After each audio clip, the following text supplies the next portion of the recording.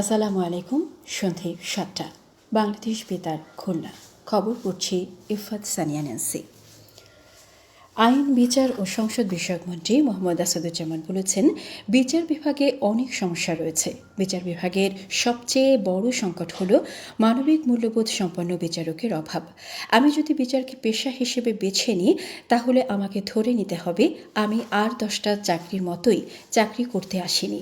বিচারকদের মনে রাখতে হবে, আমি এখানে এসেছি ন্যায় বিচার প্রতিষ্ঠার জন্য, বিধাতা প্রদত্ত সার্বভৌম ক্ষমতা প্রয়োগ করার জন্য। তিনি আজ ঝিনাইদহের শৈলকুপা উপজেলা পরিষদ মিলনায়তনে আগামী শৈলকুপা শীর্ষক মতবিনিময় সভা ও প্রয়াত বরেণ্য শিল্পী মুস্তফা মনোয়ারের স্মরণ সভায় প্রধান অতিথির বক্তৃতায় একথা বলেন। বিচার বিভাগের স্বচ্ছতা ও বিচার বিভাগের প্রতি জনগণের প্রত্যাশা প্রসঙ্গে আইনমন্ত্রী বলেন, আমার স্বপ্নের বিচার বিভাগ হলো যেখানে একজন গরিব অসহায় মানুষ যাতে অনুভব করতে পারে সৃষ্টিকর্তার পরই যেখানে গেলে মানুষ তার আস্থা এবং বিশ্বাস রাখতে পারে, এমন একটি বিচার বিভাগ চাই আমি। শেখ হাসিনা বলেছেন তিনি ডিসেম্বরে দেশে ফিরে আসবেন। উল্লেখ করে আইনমন্ত্রী আরও বলেন, উনি বলছেন উনি ডিসেম্বরে আসবেন। আমিও বিশ্বাস করতে চাই উনি ডিসেম্বরে এসে কারাগারে যান, আইনের পথ ধরে হাঁটুক। আইনের পথ ধরে হাঁটলে আমরা একটা কথা বারবার বলি, অনেক ক্ষমতা মানুষের, কিন্তু আইনের ক্ষমতা তার থেকেও দীর্ঘ। আইন তার দীর্ঘ ক্ষমতা প্রয়োগ করবে।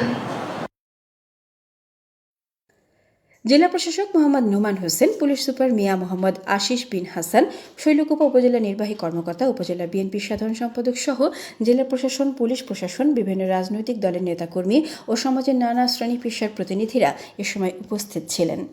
মহিলা ও শিশু বিষয়ক এবং সমাজ কল্যাণ প্রতিমন্ত্রী ব্যারিস্টার ফারজানা শারমিন পুতুল বলেছেন, আওয়ামী লীগ বিএনপির উপর যে পরিমাণ নির্যাতন অত্যাচার চালিয়েছে, তাদের ক্ষমতা থেকে নামাতে বিএনপি যে পরিমাণ ত্যাগ স্বীকার করতে হয়েছে, সেই জায়গা থেকে আওয়ামী লীগের প্রতি নমনীয় হওয়ার কোনো সুযোগ নেই। তিনি আজ কুষ্টিয়ার মিরপুর মহিলা কলেজ চত্বরে আয়োজিত এক মতবিনিময় সভায় যোগ দেওয়ার আগে সাংবাদিকদের এক প্রশ্নের জবাবে একথা বলেন। প্রতিমন্ত্রী বলেন, সরকার দেশে একটি গণতান্ত্রিক রাষ্ট্র ব্যবস্থা প্রতিষ্ঠার লক্ষ্যে কাজ করছে এবং সে লক্ষ্য পূরণে প্রয়োজনীয় সকল ব্যবস্থা নেওয়া হবে। মিরপুর উপজেলা বিএনপির সভাপতি আশরাফুজ্জামান শাহিনের সভাপতিত্বে সংসদ সদস্য রেজা আহমেদ বাচ্চু মোল্লা, সংসদ সদস্য ফরিদা ইয়াসমিন, জেলা পরিষদের প্রশাসক অধ্যক্ষ সোহরাব উদ্দিন, বিএনপির নির্বাহী কমিটির সদস্য ব্যারিস্টার রাগিব রৌফ চৌধুরী, জেলা বিএনপির আহ্বায়ক কুতুবুদ্দিন আহমেদ এবং সদস্য সচিব ইঞ্জিনিয়ার জাকির হোসেন সরকার এ সময় উপস্থিত ছিলেন।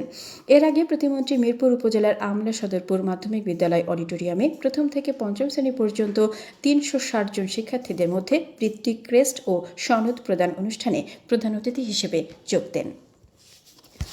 জাতীয় সংসদের বিরোধী দলীয় নেতা ও জামায়াতে ইসলামের আমির ডাক্তার শফিকুর রহমান বলেছেন, জাতীয় সংকট মোকাবিলায় সরকার ও বিরোধী দল একসঙ্গে কাজ করলে অনেক সমস্যার সমাধান সম্ভব। তিনি আজ বাগেরহাট সার্কিট হাউসে স্থানীয় গণমাধ্যম কর্মীদের সঙ্গে মতবিনিময়কালে একথা বলেন। ডাক্তার শফিকুর রহমান বলেন, আমরা একটি সুন্দর, শান্তিপূর্ণ ও গণতান্ত্রিক বাংলাদেশ গড়ে তুলতে চাই। একটি সভ্য, গণতান্ত্রিক ও শালীন সংসদীয় সংস্কৃতি প্রতিষ্ঠা করতে চাই। উস্কানি এলেও শান্তিপূর্ণ রাজনৈতিক চর্চার পক্ষে থাকবে। সংসদ সদস্য অধ্যক্ষ ইজ্জত উল্লাহ, মাওলানা মশিউর রহমান, মঞ্জুরুল হক রাহাত ও সংসদ সদস্য অধ্যক্ষ আব্দুল আলিম এবং জেলা জামায়াতের আমির মাওলানা রেজাউল করিম এ সময় উপস্থিত ছিলেন। বিশ্ব সাহিত্য কেন্দ্রের আয়োজনে স্কুল পর্যায়ে শিক্ষার্থীদের দিনব্যাপী বই পড়া কর্মসূচির পুরস্কার বিতরণ অনুষ্ঠান আজ খুলনা সেন্ট জোসেফ উচ্চ বিদ্যালয়ের অডিটোরিয়ামে অনুষ্ঠিত হয়। পুরস্কার বিতরণের বিভিন্ন পর্বে সংস্কৃতি বিষয়ক মন্ত্রণালয়ের যুগ্ম সচিব ও ভ্রাম্যমাণ লাইব্রেরির তৃতীয় সংশোধিত প্রকল্প পরিচালক মোহাম্মদ বিল্লাল হোসেন খান, স্টামফোর্ড ইউনিভার্সিটির সাবেক ভিসি ও বিশ্ব সাহিত্য কেন্দ্র ট্রাস্টি অধ্যাপক মোহাম্মদ আলী নকি, অতিরিক্ত জেলা প্রশাসক উন্নয়ন ও মানব সম্পদ ইরুফা সুলতানা, প্রকৌশলী শিক্ষাবিদ ও বিজ্ঞান সংগঠক অধ্যাপক ফারসিম মান্নান মোহাম্মদী, মাধ্যমিক ও উচ্চশিক্ষা খুলনা অঞ্চলের ভারপ্রাপ্ত উপপরিচালক মোহাম্মদ কামরুজ্জামান, জেলা শিক্ষা অফিসার এস.এম. সায়েদুর রহমান, সেন্ট জোসেফ উচ্চ বিদ্যালয়ের প্রধান শিক্ষক আলফ্রেড রণজিৎ মণ্ডল, সাবেক সচিব এবং বিশ্ব সাহিত্য কেন্দ্রের নির্বাহী পরিচালক খন্দকার মোহাম্মদ আসাদুজ্জামান অতিথি ছিলেন। অনুষ্ঠানে 4টি পর্বে মহানগরীর 30টি স্কুলের 2,257 জন শিক্ষার্থীকে এবং 16টি স্কুলের সংগঠককে পুরস্কার প্রদান করা হয়। 2025 শিক্ষাবর্ষে খুলনা মহানগরীর 46টি স্কুলের মোট 3,269 জন শিক্ষার্থী বই পড়া কর্মসূচিতে কৃতিত্বের স্বাক্ষর রেখেছে। খেলার খবর, ফুটবল। মাগুরা শালিখা উপজেলার আব্দুল গনি মাধ্যমিক বিদ্যালয় মাঠে আফতার উদ্দিন স্মৃতি ফুটবল টুর্নামেন্টের আজকের খেলায় আমিয়ান মাধ্যমিক বিদ্যালয় একাদশ টাইব্রেকারে 3-1 গোলে আমজাদ আলী মাধ্যমিক বিদ্যালয় একাদশকে পরাজিত করেছে। সবশেষে আবহাওয়া।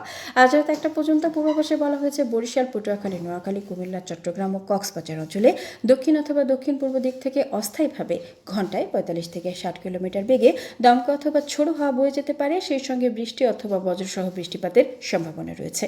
এসব এলাকার নদীবন্দর সমূহকে 1 নম্বর সতর্ক সংকেত দেখাতে বলা হয়েছে। খবর শেষ হলো। আমাদের পরবর্তী খবর প্রচারিত হবে আগামীকাল সকাল 8টা 10 মিনিটে বাংলায়।